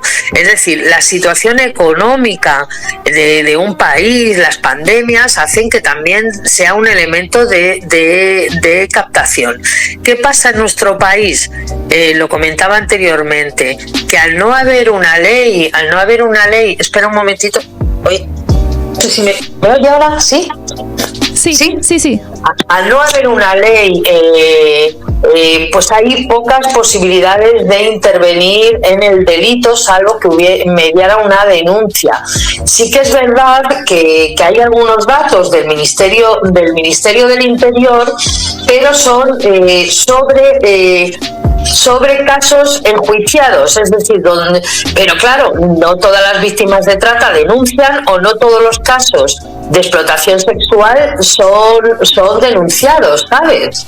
Exacto. Entonces, hay muchas menos denuncias de las víctimas de trata.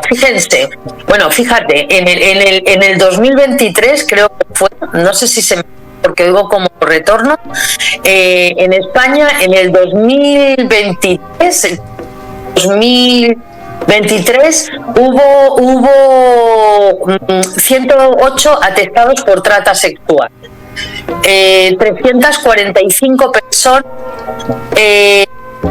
detenidas al final y en realidad víctimas de trata sexual aproximadamente 300.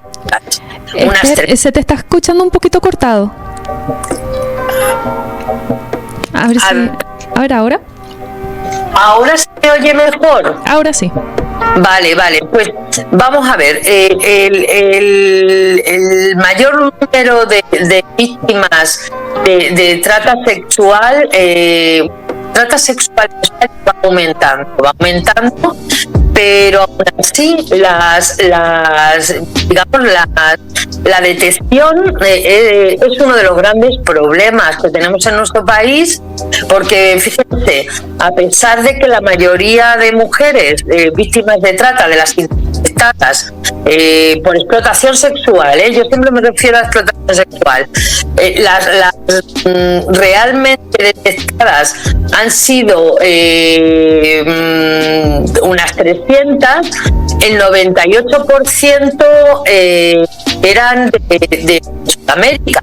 Insisto, hay ahora una tendencia, desgraciadamente, a explotar sexualmente, sobre todo mujeres de origen colombiano, de origen venezolano, está aumentando, pero bueno, yo insisto que los datos, es verdad que van aumentando del 2019 que se empezó a recoger estos datos hasta la actualidad, pues casi se ha duplicado, pero a mí me parecen realmente insuficientes los datos que se están manejando desde el Ministerio, porque la mayor casos de víctimas de trata sexual no se recogen, porque no imputación, denuncia.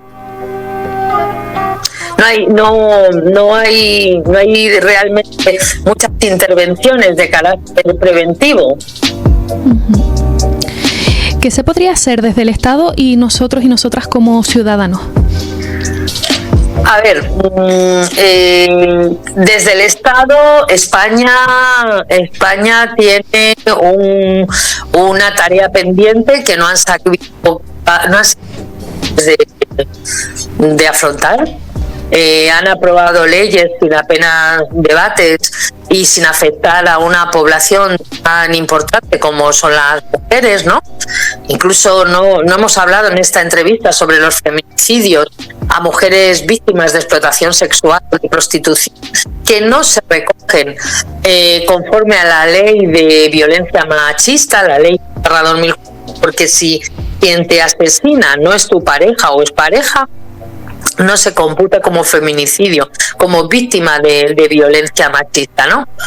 ¿Y qué se puede hacer? Yo desde luego no tengo ninguna duda de que hay que aprobar leyes que penalicen la trata sexual de mujeres y niñas, que hay que hacer campañas de prevención y disuasión de la demanda prostitucional, porque si hay trata sexual y va en aumento es porque hay una demanda de prostitución feroz por parte de los hombres aquí en España. Somos un país putero por excelencia. Entonces hay que intentar por todos los medios disuadir la demanda para disminuir la trata sexual en nuestro país y que se convierta nuestro país en el prostíbulo de Europa, ¿no? Fundamentalmente, ¿no? Fundamental. Esther Torrado, doctora en el área de Sociología, muchísimas gracias por compartir con nosotros este ratito No Me Cuentes Cuentos para hablar de un tema tan importante como es la trata de seres humanos y la violencia sexual. Pues nada, muchas gracias a ustedes y bueno, pues recordar que la responsabilidad de que exista explotación sexual no solamente lo tienen los tratantes que se lucran de ello, sino que la tienen también los gobiernos que miran para otro lado, pero sobre todo quien demanda prostitución. Sí, hacernos parte de cada uno de la responsabilidad que toca. Muy bien. Gracias, Esther. Muchas gracias. Y continuamos en No Me Cuentes Cuentos y a continuación viene un estreno de la nueva sección de Sexología con Xenia González. Continuamos después de unos minutos musicales.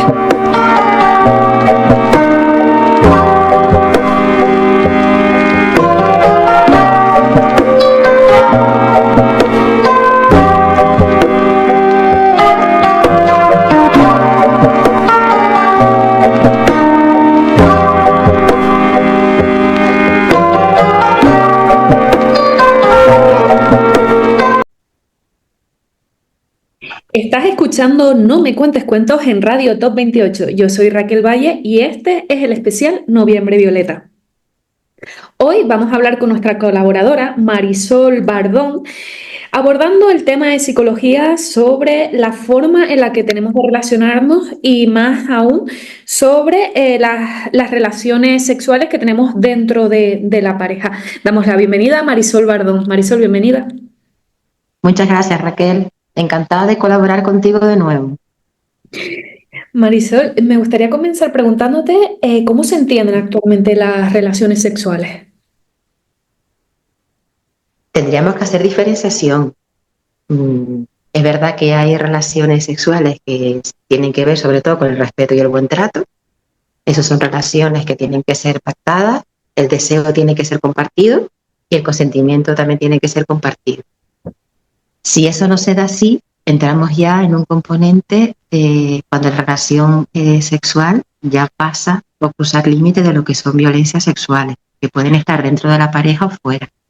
Ahí también tenemos que tener presente que dentro de una relación de pareja normativa pueden haber violencias sexuales siempre y cuando esa relación no sea una relación desde el deseo de ambos, no sea una relación desde el buen trato, desde el respeto, y no sean relaciones donde ese consentimiento sea un consentimiento que es compartido y que responde a lo que te comentaba antes, ¿no? Un poco al deseo de ambos. Y sí es verdad que últimamente se ha incrementado muchísimo, y yo creo que también tiene que ver con todo el componente de cómo ha avanzado todo lo que es pues la tecnología online, se ha incrementado muchísimo los casos de violencia sexual. Y ahí tendremos que relacionarlo, pues el consumo de pornografía, cómo estamos entendiendo las relaciones sexuales, cómo estamos entendiendo y de dónde estamos aprendiendo todo lo que tiene que ver con la educación sexual, que al final reproducimos conductas violentas que llevamos a las relaciones de pareja. Hemos estado hablando con Idaira Alemán, trabajadora social, que ha fundado el proyecto Por No Hablar, y también hemos estado hablando con ella sobre la pornografía y la violencia sexual. Yéndonos a esa parte psicológica, a tu área de especialización, ¿de qué forma las personas llegan a entender que el sometimiento de las mujeres en la pornografía es placentero para ellas? Porque estamos erotizando la violencia sexual. Si estamos continuamente viendo, se genera un aprendizaje desde la observación de cómo tienen que ser esas relaciones sexuales. Si accedemos a vídeos de consumo de pornografía, entendemos como que las conductas que estamos viendo que son violentas son naturales, son normalizadas. Hay un placer, hay un placer detrás que muestra a la mujer. Entonces al final erotizamos lo que tiene que ver la relación. Y tiene sentido porque fíjate que ahí se inicia todo lo que tiene que ver la parte más de condicionamiento, de asociaciones, donde se genera el aprendizaje. Si yo observo y veo conductas que no detecto como violentas, sino que detecto como que son placenteras, al final son conductas que generan lo que es la educación de lo que es el componente sexual.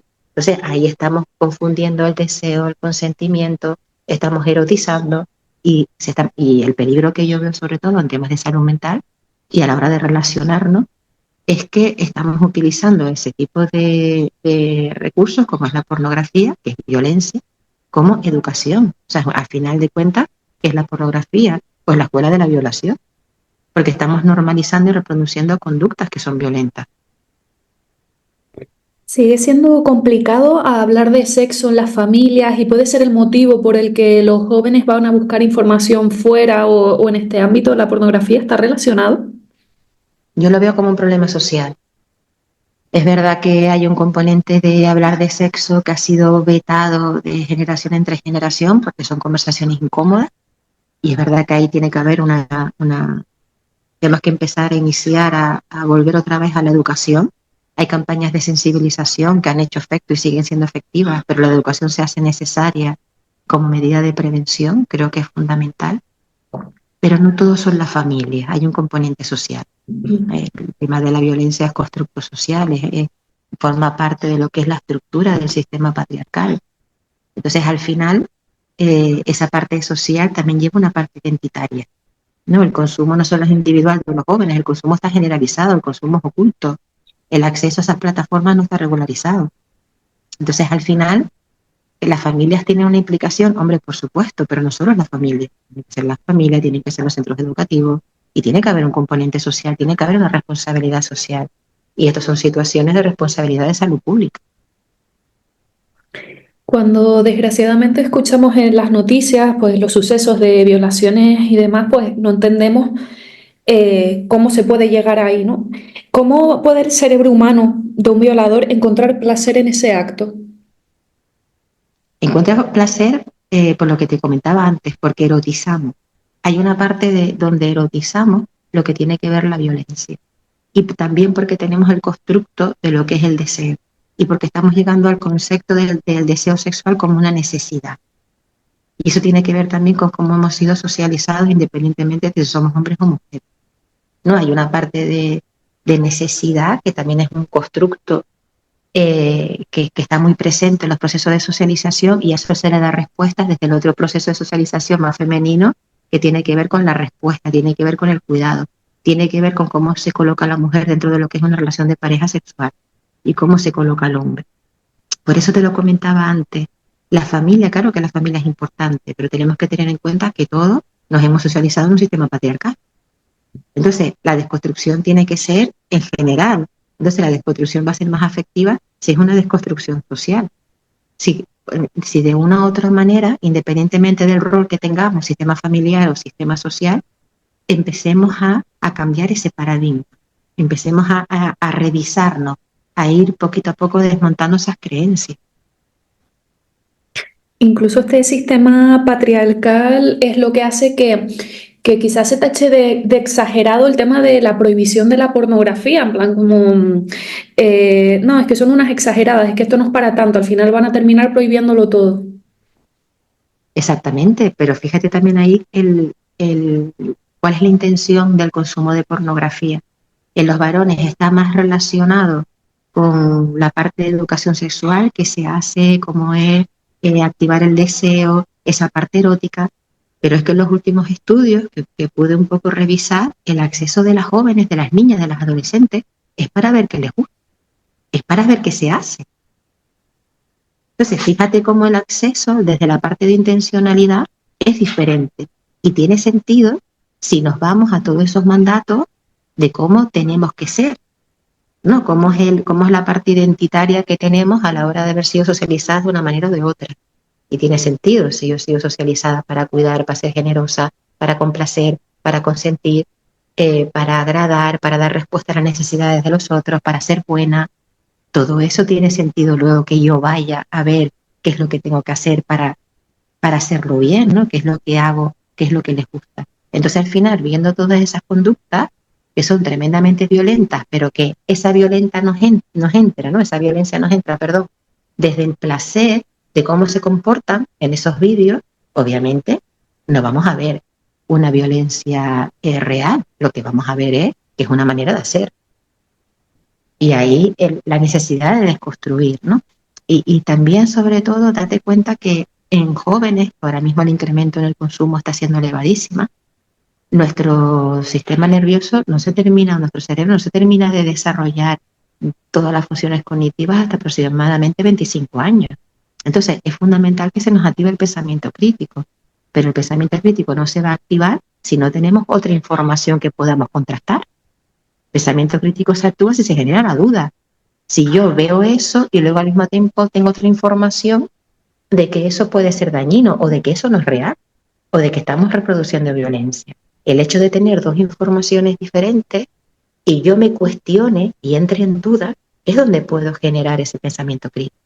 Entonces, ¿campañas de sensibilización? Sí, pero si yo no me veo implicada en la campaña de sensibilización porque lo que está diciendo no tiene que ver conmigo, porque yo no soy esa persona que agrede, yo no soy esa persona violenta, yo no soy esa persona que viola, yo no me voy a sentir identificado. En cambio, si en los espacios más intimistas, en esos espacios de seguridad, con personas que para mí son de confianza, son referentes, se me activa la duda, se me invita a plantearme que eso puede ser de manera diferente, eso sí va a ser más efectivo.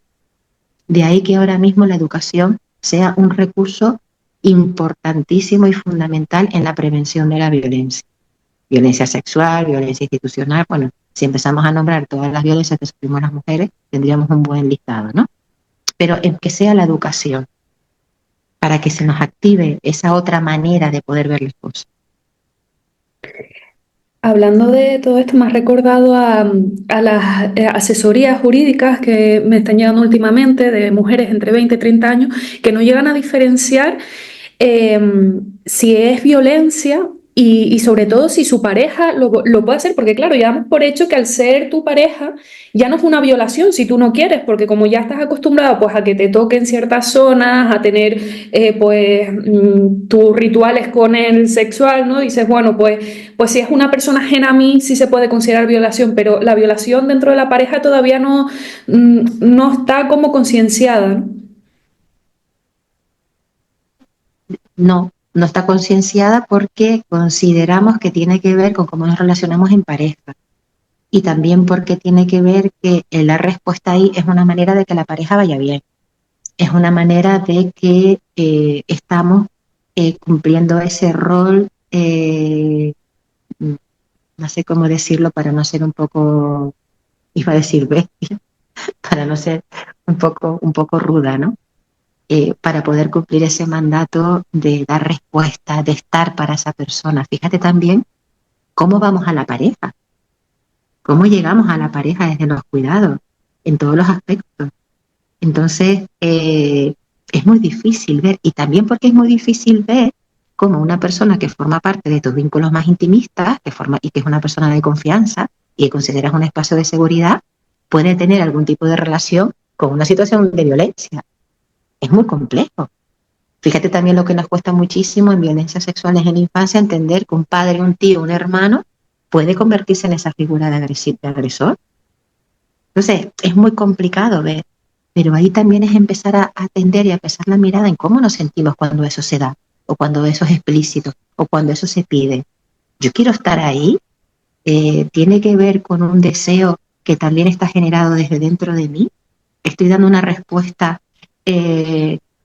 por miedo, o si no nos queremos ir al miedo, por no sentirme incómoda de lo que pueda pasar si me niego, en todos los aspectos, ya no solo que se enfade, sino que bueno, que ya no sea una persona activa sexualmente, que eso es otro concepto que tenemos que empezar a desmontar, que ser activa sexualmente. ¿Dónde está el parámetro? ¿Dónde está el baremo? ¿No? Entonces todo eso al final son cuestionamientos que nos vienen y generan muchísima incomodidad. Entonces, bueno, pues ahí también es una parte como, en ocasiones hay como una especie de disociación. Bueno, pues lo dejo estar, no pasa nada, esto es normal y voy. Pero luego hay una incomodidad. Y ahí sí tenemos que poner la mirada. ¿Una víctima de violencia sexual termina de recuperarse al 100%? Una víctima de violencia sexual pasa por un proceso de consecuencias de trauma importante. Con un buen acompañamiento, con un trabajo en terapia, con el apoyo también de terapia grupal, puede ir dando respuesta en la medida de lo posible a toda su situación. Pero es verdad que no podemos generalizar, porque cada caso es diferente. Cada persona tiene historias de vida distintas y bueno, y no quiero dar un llamamiento de sí, porque obviamente entramos luego en otro condicionamiento que nos pasa muchísimo a las mujeres, que si yo no lo consigo es porque el problema es mío, o si yo no lo consigo es porque yo tengo dificultades y tengo algo que tiene que ver a modo individual. Entonces, no quiero que a lo mejor el sí lleve a una visión patologizante de que no hay una manera de sanar, ¿vale? Que cada historia son distintas, las vivencias de las historias son diferentes, influye mucho quién ha sido ese agresor, qué rol ha tenido en tu vida, qué vínculo ha establecido contigo. Entonces todo eso hay que acoger, hay que acompañar, hay que contextualizarlo y obviamente con terapia, con acompañamiento podemos dar respuesta, o la idea es dar respuesta.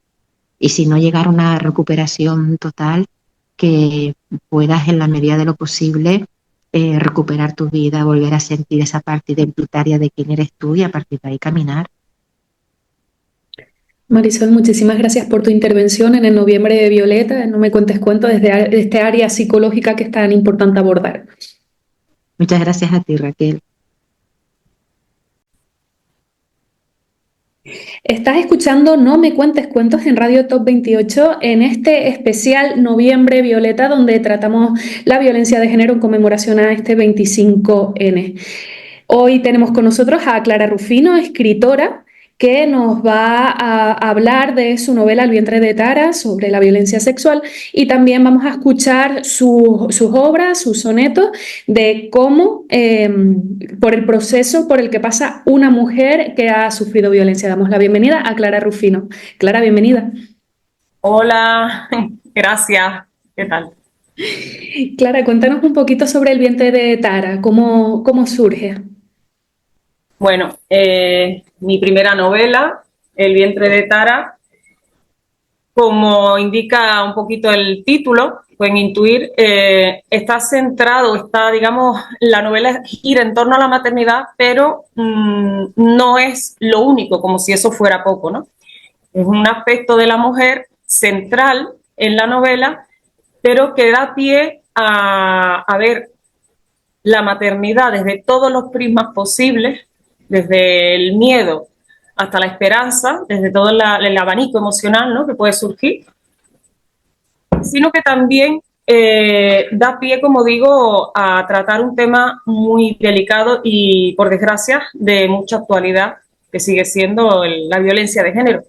La violencia, desde la violencia sexual, como dices, hasta otros tipos más sutiles de violencia.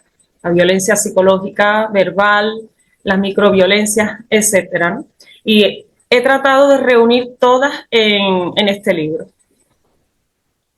¿Nos podrías leer unos fragmentos para ver qué hay dentro? Si las personas que nos están escuchando se pueden sentir identificadas, porque sí es verdad que muchas mujeres no son conscientes que están sufriendo violencia hasta que lo ven reflejado, pues bien en palabras o en experiencias de otras mujeres, y creo que es bastante importante para cerrar este Noviembre Violeta contigo.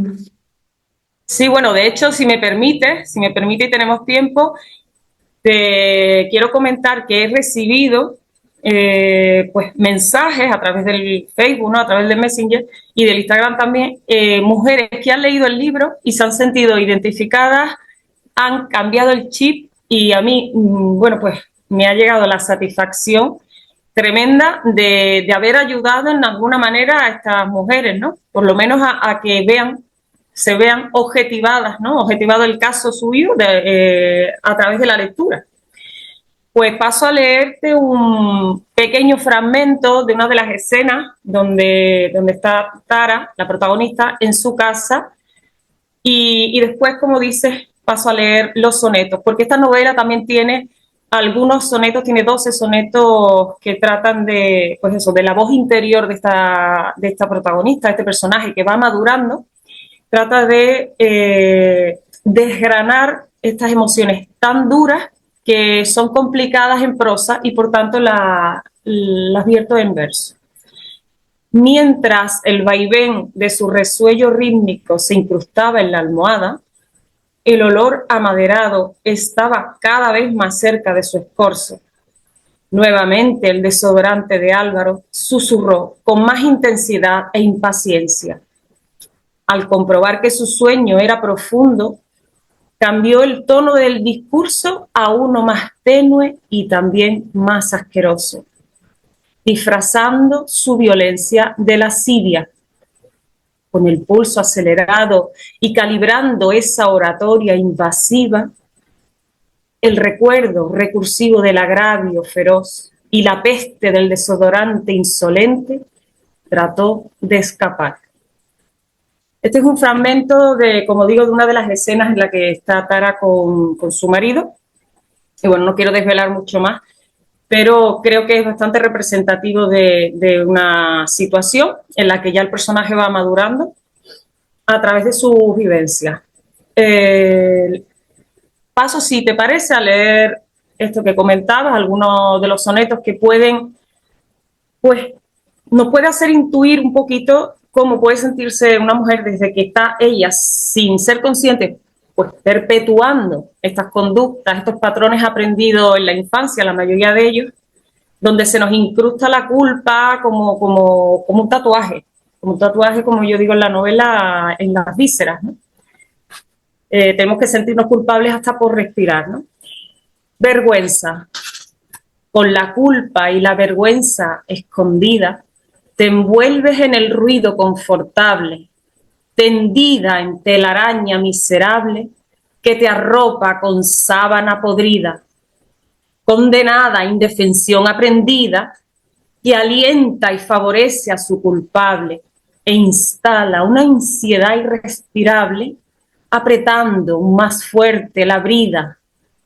Hoy te esconde detrás de sus mentiras y arrincona tu propia identidad en las ruinas aisladas del pasado. Hoy te sientes como una propiedad y abrazada a tu hastío no retiras su mano de tu cuerpo castigado. Paso ahora a leer algún otro soneto donde pues el personaje va evolucionando. No los puedo leer todos por el tiempo y porque, bueno, para que compren el libro también. Está en el proceso, pues, aparte de la vergüenza, la culpa, cuando sí se da cuenta y empieza a objetivar la situación, a verla desde arriba, desde un plano más aéreo, pues porque lo comenta, porque escucha cosas, pero aún así no quiere darse cuenta, no quiere verlo, ella disculpa al agresor, ¿no? Entonces, después de esa disculpa, al final aparece lo deseable, ¿no? Cuando esa mordaza desaparece y confiesa. Pero en su mente aparecen muchos interrogantes, porque no quiere, de alguna forma no quiere que esto sea así. Entonces está la negación. Confiesa la evidencia de tu drama, ahuyenta así ya el oprobio y secciona el grillete frío que te lesiona y corre como insectos por tu cama.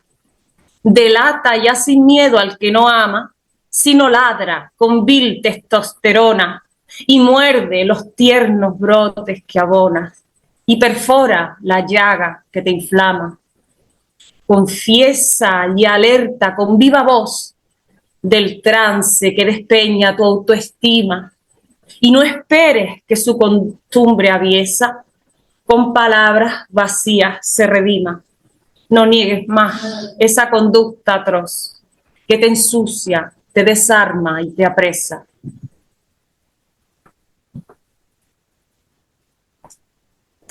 Y bueno, pues he elegido otro de los sonetos, pues para finalizar, digamos, este proceso, donde por diferentes vicisitudes y experiencias, ella se está ya desprendiendo de esa carcasa, yo la llamo cáscara, que aprendió a fabricarse desde la infancia, ¿no? Primero por impregnación, de ver cómo su padre trataba a su propia madre, etcétera, etcétera. Y dice así: con los restos de tu cáscara muerta, fabricas el dolor que te hace fuerte. Y lacerado el vientre por la muerte, escupe el fango de la entraña yerta. Hoy se van tus miedos por esa puerta, guardiana de tu mal por no quererte. Hoy el portazo que das a tu suerte quebranta el lintel de tu herida abierta. Ya dispones de tu vida lastrada y eres dueña de tu vientre malherido. Ya no resuenan palabras dañinas y no te escondes detrás de ese ruido, ni sientes tu atmósfera envenenada. Ahora te empoderan tus espinas. Wow, Clara, me ha encantado. La verdad es que a través de los sonetos, pues relatas todas las fases, ¿no? Del maltrato desde el principio, ¿no? Con esas ruinas del pasado que, como bien dice, pues se forman en la infancia con esos patrones, ¿no? Luego cómo se va despeñando esa autoestima y hasta que se forma esa cáscara dura que al final, pues es un arma de doble filo, ¿no? Por un lado te protege y por otro lado pues has tenido que sufrir todo eso para ahora con esas espinas haberte vuelto fuerte. Sí, y cuesta mucho a estas mujeres, pues no solo el darse cuenta, sino hay un proceso, ¿no? En el que se sienten, como decía en el primero de los sonetos, se sienten con una maraña de emociones entre la culpa, la vergüenza, estas emociones tan negativas, en el ruido confortable, es decir, en una telaraña se sienten atrapadas y les resulta confortable de tal manera que si salen de esa zona de confort que dicen los psicólogos, es un abismo. Entonces tiene que suceder una serie de vicisitudes a lo largo del tiempo y que se vayan reiterando para que esta telaraña se vaya desenredando y esta culpa se ponga en su sitio y esta vergüenza también. Sí, de hecho no solo hablas de la fase de la víctima, ¿no? Que es la culpa, la vergüenza, sino también se ve cómo se va desarrollando el verdugo, ¿no? Con esos cambios de carácter, ¿no? De primero luna de miel, luego va yendo hacia la ira, ¿no? Vuelve a tranquilizarse y así el ciclo, ¿no? Del que no se puede salir. Sí, en la novela, pues, aparte de intentar retratar todos estos procesos normales, pues está la maternidad como centro neurálgico, es decir, la maternidad, las mujeres no nos podemos desprender de este aspecto.